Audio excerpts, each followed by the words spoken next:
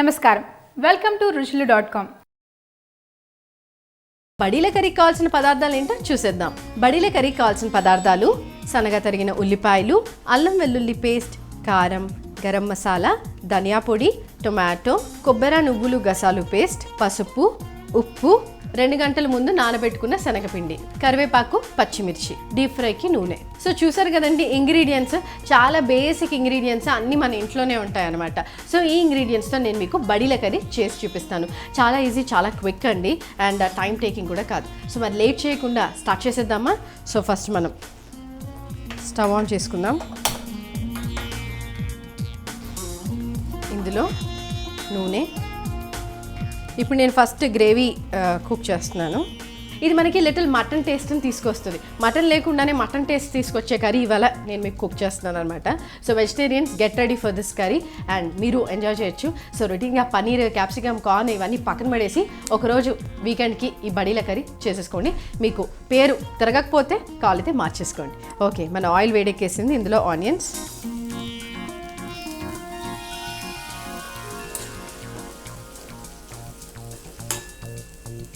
So మనకి onions transparent colour రావాలి. So onions cook అయ్యే లోపల నేను మీకు ఏదైతే శనగపిండి 2 గంటల ముందు నానబెట్టాలి అని చెప్పాను కదా, దాన్ని ఏం చేశానో చెప్తాను అనమాట. ఇది శనగపిండి అండి. దీన్ని నేను 2 hours బిఫోర్ శనగపప్పుని నానబెట్టి పెట్టాను. ఆ నానబెట్టిన శనగపప్పుని మిక్సీలో వేసుకొని అందులో కొద్దిగా కారం, పసుపు, ఉప్పు, అల్లం వెల్లుల్లి పేస్ట్, గరం మసాలా వేస్ట్ గ్రైండ్ చేసుకున్నాను అనమాట. సో మీరు దీన్ని ఇలానే కొంచెం టేస్ట్ చేయొచ్చు, అన్ని మసాలాస్ పట్టాయా లేదా, కరెక్ట్గా సరిపోయా లేవా కూడా చూసుకోవచ్చు. సో సరిపోయాయి. సో వీటిని మనం బాల్స్ లాగా డీప్ ఫ్రై చేసుకుంటాం, వేయించుకుంటాం. ఈ శనగపప్పు అనేది చాలా ఇంపార్టెంట్ అండి. దీన్ని మనం 2 hours బిఫోర్ నానబెట్టాం. సో ఇందులో కొద్దిగా పసుపు, ఉప్పు, కారము, అల్లం వెల్లుల్లి పేస్ట్, గరం మసాలా వేసుకొని గ్రైండ్ చేసుకున్నాం అనమాట. ఇప్పుడు మనకి ఆయిల్ ఇక్కడ వేడెక్కేసింది కదా, ఇందులో డీప్ ఫ్రై చేసుకుందాం. దానికంటే ముందు ఈ ఆనియన్స్ వేగిపోయాయి, ఇందులో కరివేపాకు కూడా వేసుకుందాం.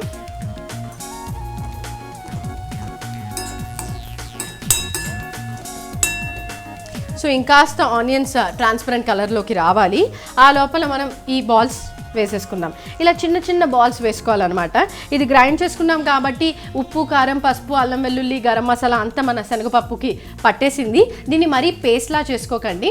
గ్రైండ్ చేసేటప్పుడు కొంచెం బరకగా ఉండాలి. సో లిటిల్ బరకగా ఉండాలన్నమాట, కంప్లీట్గా పేస్ట్ లాగా గ్రైండ్ చేసుకోకూడదు. సో ఇలా చిన్ని చిన్ని బుజ్జి బుజ్జి బాల్స్ని వేసేసుకుందాం.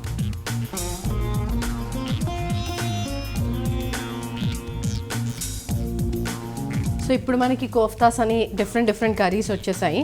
అప్పట్లో ఈ కర్రీని ఎక్కువగా కుక్ చేసుకునేవాళ్ళు వెజిటేరియన్స్.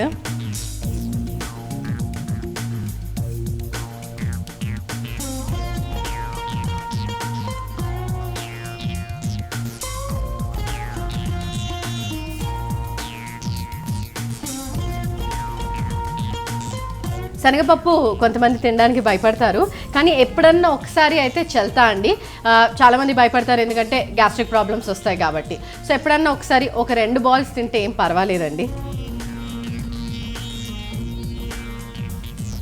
సో యాక్చువల్గా చెప్పాలంటే శనగపప్పు హెల్త్కి మంచిదండి. కానీ ఒకవేళ బ్రేక్ఫాస్ట్, లంచ్ ఏం చేయకుండా సడన్గా మీరు ఈ కర్రీ తిన్నారనుకోండి, గ్యాస్ట్రిక్ ప్రాబ్లంతో ఎండప్ అయిపోతారు. బర్బ్స్ అనేది కంటిన్యూస్గా వస్తూనే ఉంటాయి. సో చూసుకొని లైక్ లంచ్కి చేసుకుంటే బాగుంటుంది. సో ఇక్కడ మన ఆనియన్స్ కూడా ట్రాన్స్పరెంట్ కలర్లోకి వచ్చేసాయి.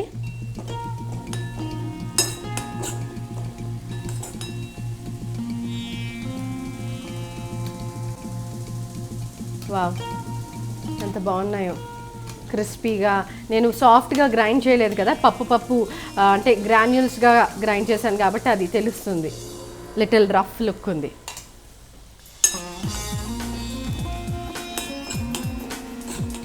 మనకి ఉల్లిపాయలు కూడా ఫ్రై అయిపోయాయి, ట్రాన్స్పరెంట్ కలర్లోకి వచ్చేసాయి.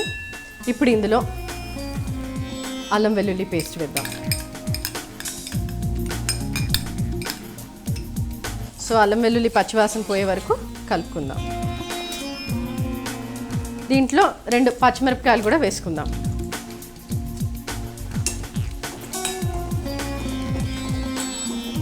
సో మన బాల్స్ ఎంతవరకు ఫ్రై అయ్యో చూద్దాం. వావ్, చూడండి ఎంత బాగున్నాయో క్రిస్పీగా. మీరు స్టార్టింగ్ హై ఫ్లేమ్ పెట్టేసి వేసుకొని ఆ తర్వాత ఫ్లేమ్ లో చేసుకోండి, ఎందుకంటే లోపల కూడా మనకి కుక్ అవ్వాలి కాబట్టి. లో ఫ్లేమ్ మీడియం ఫ్లేమ్లో మనకి లోపల బాల్ అనేది పచ్చిగా ఉండదు అనమాట, ఈజీగా కుక్ అయిపోతుంది. హై ఫ్లేమ్లో మనకి బయటికే పర్ఫెక్ట్గా కుక్ అవుతుంది అండ్ కలర్ వస్తుంది అనమాట. సో లో ఫ్లేమ్ పెట్టుకుంటే లోపల కూడా ఈజీగా కుక్ అయిపోతుంది తొందరగా.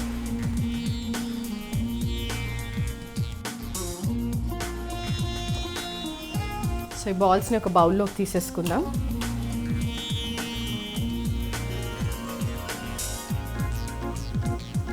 సో మనం తినే విధానంగా తింటే ఏదన్నా హెల్త్కి మంచిదండి. ఆబ్వియస్గా మార్నింగ్ నుంచి ఏం తినకుండా మనం ఏది తిన్నా మనకి అది లైక్ ఆబ్వియస్గా పడదనమాట. కొంతమందికి ప్యూకిష్ ఫీలింగ్ అనేది వస్తుంది. సో తినే పద్ధతిలో మనం బ్రేక్ఫాస్ట్, లంచ్, డిన్నర్ అనేది తింటే కనుక ఇట్స్ వెరీ గుడ్. మన ఆనియన్స్ ఇంకాస్త ఫ్రై అయ్యే లోపల ఇంకొన్ని బాల్స్ వేసేసుకుందాం.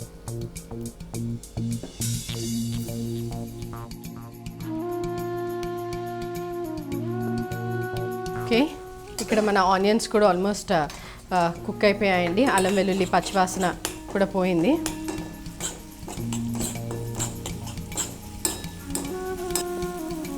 కాస్త కుక్ అవ్వాలి. సో ఇప్పుడు ఇందులో మనం ఏం చేస్తున్నామంటే ఏదైతే కొబ్బరి, గసాలు, నువ్వులు వేయించుకొని పేస్ట్ చేసుకున్నామో ఆ పేస్ట్ వేస్తున్నాం.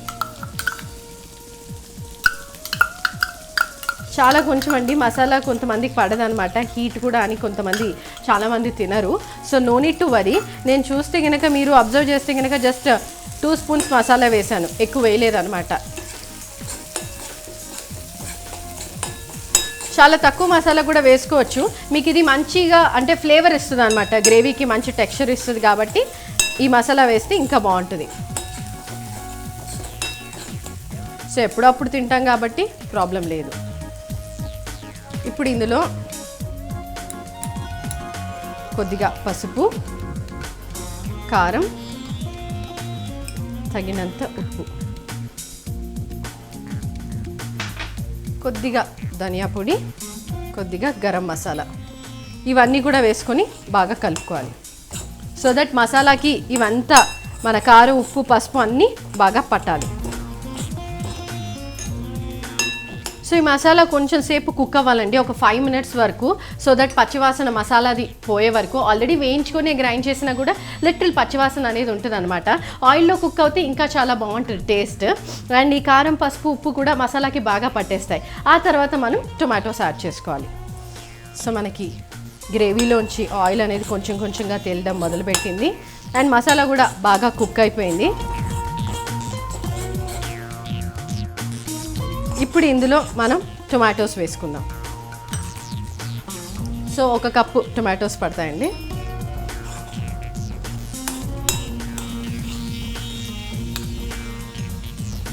టొమాటోస్ సాఫ్ట్ అయ్యే వరకు వెయిట్ చేయాలి. ఇవి సాఫ్ట్ అయిన తర్వాత మన ఏవైతే బాల్స్ ఉన్నాయో రెడీగా వాటిని వేసేసుకోవాలి అందులో. సో మన గ్రేవీ ఎంతవరకు వచ్చిందో చూద్దాము. టొమాటోస్ ఆల్మోస్ట్ సాఫ్ట్ అయిపోయాయి.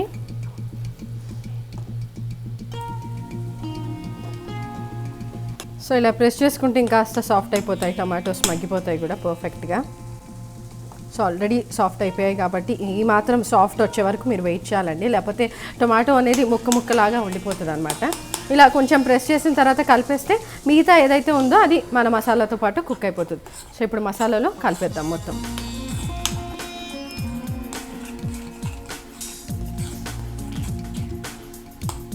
టొమాటోస్ కూడా సాఫ్ట్ అయిపోయాయి, మొత్తం మసాలా అన్నీ ఫ్లేవర్స్ అన్నీ అంతటా పట్టేలాగా చూసుకోవాలి.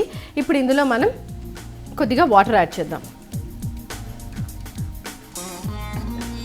వాటర్ యాడ్ చేసి సేమ్ కొంచెం మనకి బాయిల్ అవ్వాలన్నమాట అండ్ రోగన్ వచ్చే వరకు కుక్ చేసుకుందాం. సో ఒక్కసారి ఈ గ్రేవీ ఏదైతే ఉందో మసాలా ఒకసారి బాయిల్కి వచ్చిన తర్వాత మనం ఆల్రెడీ డీప్ ఫ్రై చేసుకున్న బాల్స్ ఇందులో వేసేయాలి. సో ఒక బాల్ని అయితే నేను టేస్ట్ చేసి చూస్తాను ఎలా వచ్చిందో. బాగుందండి, చాలా బాగుంది. ఆబ్వియస్గా వీటిని మనం ఇంకా గ్రేవీలో తింటే ఇంకా అదిరిపోతుంది. సో బాయిలింగ్ కూడా వచ్చేసింది గ్రేవీ. సో ఆయిల్ కూడా కొద్దిగా తెలియడం మొదలు పెట్టేసింది. ఓకే, సో మన మసాలా గ్రేవీ అయితే రెడీ అయిపోయిందండి. ఇప్పుడు స్టవ్ ఆఫ్ చేసుకుందాము. స్టవ్ ఆఫ్ చేసేసుకొని దీన్ని బౌల్లో తీసేసుకుందాము. ఆ పైనగా ఏవైతే మనం బాల్స్ చేసుకున్నామో దాని మీద వేసేసుకుందాం. అంతే, బడిలీ రెడీ. సో దీని మీదుగా ఆల్రెడీ మనం డీప్ ఫ్రై చేసుకున్న బాల్స్ ఏవైతే ఉన్నాయో వాటిని వేసేసుకుందాం.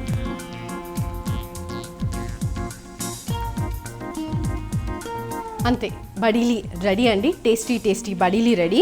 సో ఫస్ట్ అయితే మీరు దీనికి కావాల్సిన ఇంగ్రీడియంట్స్ తయారు చేసే విధానాన్ని చూసేయండి. బడీలీ కర్రీకి కావాల్సిన పదార్థాలు: సన్నగా తరిగిన ఉల్లిపాయలు, అల్లం వెల్లుల్లి పేస్ట్, కారం, గరం మసాలా, ధనియా పొడి, టొమాటో, కొబ్బరి నువ్వులు గసాలు పేస్ట్, పసుపు, ఉప్పు, 2 గంటల ముందు నానబెట్టుకున్న శనగపిండి, కరివేపాకు, పచ్చిమిర్చి, డీప్ ఫ్రైకి నూనె. బడిలీ కర్రీ తయారు చేసే విధానం: ముందుగా స్టవ్ ఆన్ చేసి బాండీ పెట్టి అందులో కొద్దిగా ఆయిల్ వేసుకోవాలి. ఆ తర్వాత సన్నగా తరిగిన ఉల్లిపాయలు కూడా వేసుకొని అవి ట్రాన్స్పరెంట్ కలర్ వచ్చే వరకు కుక్ చేయాలి. ఉల్లిపాయలు ట్రాన్స్పరెంట్ కలర్ వచ్చిన తర్వాత కొద్దిగా కరివేపాకు కూడా యాడ్ చేసుకొని 2-3 నిమిషాల వరకు ఫ్రై చేసుకోవాలి. ఆ తర్వాత అల్లం వెల్లుల్లి పేస్ట్ వేసుకొని దాని పచ్చివాసన పోయే వరకు కుక్ చేసుకోవాలి.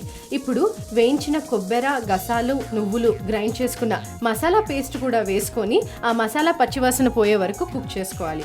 ఇప్పుడు మసాలాలో కొద్దిగా పసుపు, స్పైసీకి తగినంత కారం, తగినంత ఉప్పు, ధనియా పొడి, గరం మసాలా కూడా వేసుకొని 5 నిమిషాల వరకు కుక్ చేయాలి. ఇప్పుడు ఇందులో ఒక 2-3 సన్నగా తరిగిన టొమాటో ముక్కలు కూడా వేసుకొని అవి సాఫ్ట్ అయ్యే వరకు వెయిట్ చేయాలి. టొమాటో ముక్కలు సాఫ్ట్ అయిన తర్వాత మొత్తం అంతా కలిపేసుకొని కొద్దిగా వాటర్ యాడ్ చేసి ఇప్పుడు మసాలా గ్రేవీని కుక్ చేసుకోవాలి. మసాలా గ్రేవీ ఒక పక్క మనకి కుక్ అవుతున్నప్పుడు ఇప్పుడు స్టవ్ ఆన్ చేసి డీప్ ఫ్రైకి నూనె పెట్టేసి మనం 2 గంటల ముందు నానబెట్టుకున్న శనగపప్పుని వాటర్ అంతా తీసేసి ఉట్టి పప్పు తీసుకొని అందులో కారం, పసుపు, ఉప్పు, అల్లం వెల్లుల్లి పేస్ట్, కొద్దిగా గరం మసాలా కూడా యాడ్ చేసి గ్రైండ్ చేసుకోవాలి. ఇప్పుడు ఈ పేస్ట్తో మనం చిన్న బాల్స్లా చేసుకొని డీప్ ఫ్రై చేసుకోవాలి. డీప్ ఫ్రై చేసుకున్న శనగపప్పు బాల్స్ని మసాలా గ్రేవీలో యాడ్ చేసుకుంటే బడిలీ కర్రీ రెడీ. సో చూసారు కదండి, దీనికి కావాల్సిన ఇంగ్రీడియంట్స్ తయారు చేసే విధానం ఎంత సింపుల్గా ఈజీగా ఇంట్లో చేసేసుకోవచ్చో. సో కోఫ్తాస్, పనీర్స్ కొంచెం రొటీన్ అయిపోయాయి కాబట్టి ఈసారి ఈ బడీలీ కర్రీని ఖచ్చితంగా ట్రై చేయండి. ఇప్పుడు టేస్టింగ్ టైం కాబట్టి టేస్ట్ చేసి చెప్తాను ఎలా ఉందో. కొద్దిగా గ్రేవీ అండ్ బడీలీ టేస్ట్ చేసి చెప్తాను ఎలా ఉందో.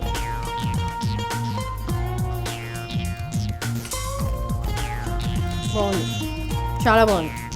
ఆహా, అదిరిపోయిందండి. లిటరల్లీ నాన్ వెజ్ టేస్ట్ వస్తుంది.